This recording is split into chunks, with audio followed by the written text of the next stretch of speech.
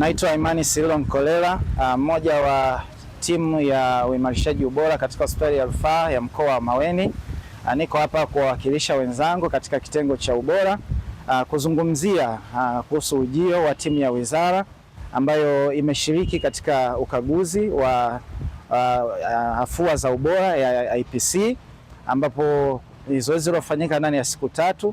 Tumeona mambo mengi ambayo wameasesi, lakini pia tumejifunza mambo mengi kutoka kwao ambayo yalikuwa yana tija kwetu, ambayo tumeyachukua kwa ajili ya kuyafanyia kazi.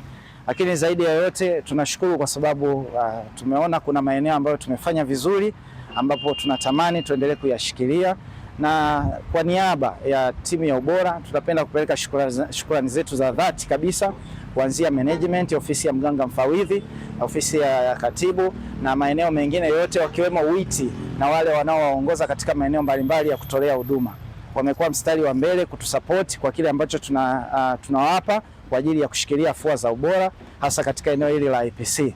Kwa hiyo kwa siku ya leo imekuwa ni siku ya mwisho ambapo wametupa mrejesho na matokeo yamekuwa ni mazuri kwenye maeneo mengi yanayohusisha masuala ya udhibiti na kuzuia maambukizi. Kwa hiyo tunaipa shukrani pia wizara kwa kuchukua hatua hii, ikiwa ni sehemu ya utaratibu wa kuhakikisha tunafuatilia ubora wa afua mbalimbali katika taasisi za afya ikiwepo hapa Maweni.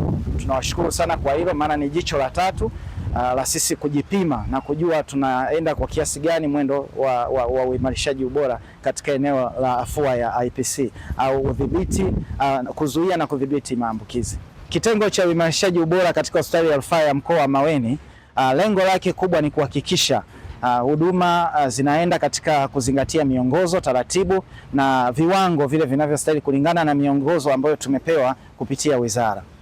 Neno letu la dhati kabisa ni kuahidi kwamba tutaendelea kushikilia afua zote 3 za ubora kwa maana ya 5S Kaizen, IPC pamoja na customer care coordinations.